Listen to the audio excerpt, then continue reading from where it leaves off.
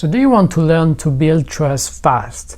I mean very fast. So you need to learn how to build rapport, to create intense connections with people. So let me tell you how to build rapport in 8 steps.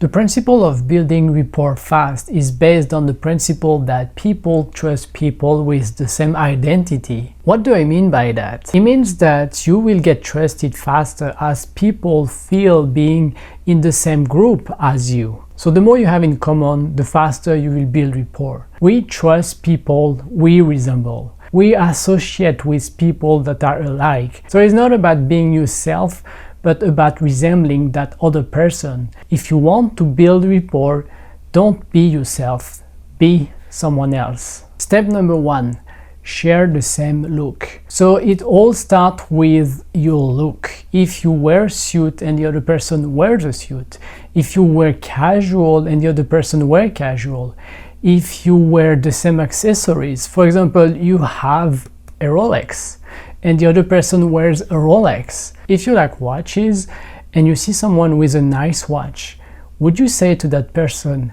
"Hey, what a nice watch"? So wear the same clothes and accessory to build rapport, as it shows that you belong to the same group. We have the same identity, so whoever you want to build rapport with, observe their way of dressing and try to dress in a similar way. Even if you don't like it, if you don't like to dress that way, but you want to build rapport and trust, then just do it. The second thing to build rapport is to practice mirroring and matching. So in our brain, we have some neurons that are called the mirror neurons, and they allow us to feel what someone else feels.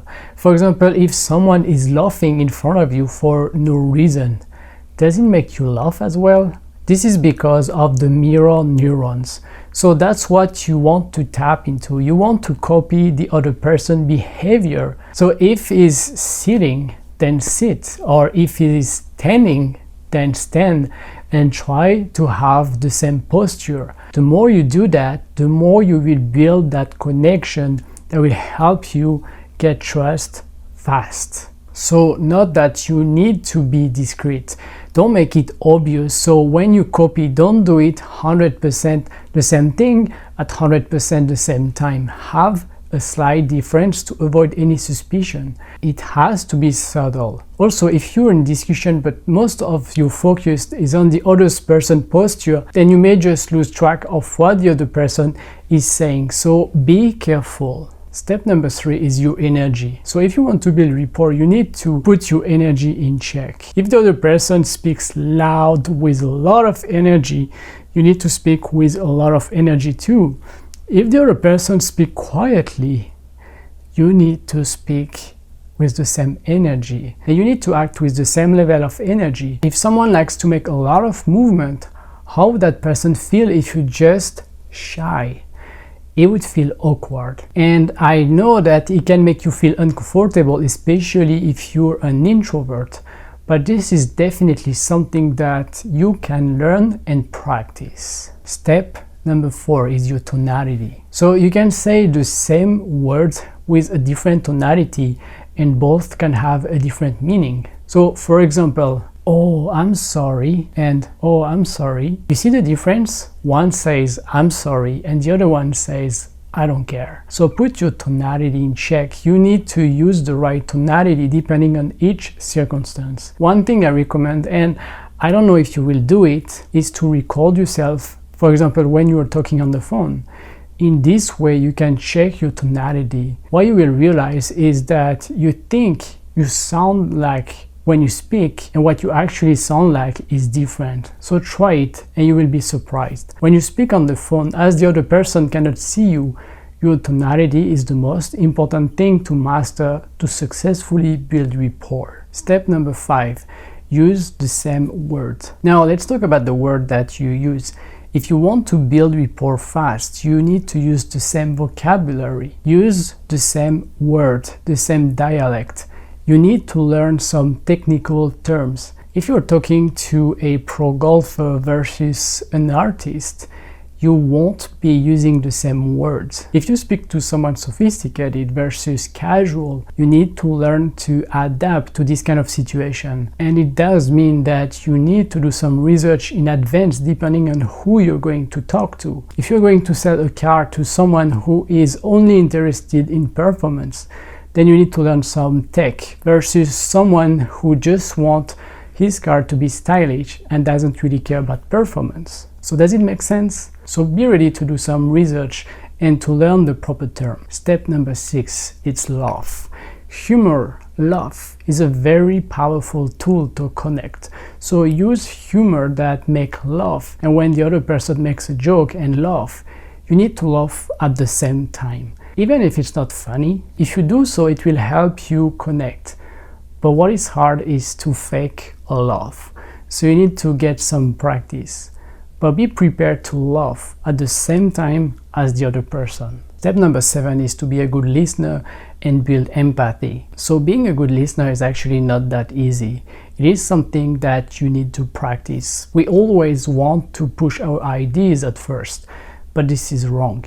If you want to build rapport fast, you need to learn to be comfortable with pause and silence. Also, you need silence to get the other person to process and think. You may be that person that doesn't like silence and talk all the time, so you need to learn to talk slower, to listen and to be silent. So listening is important, but showing that you're listening is even more important, like this.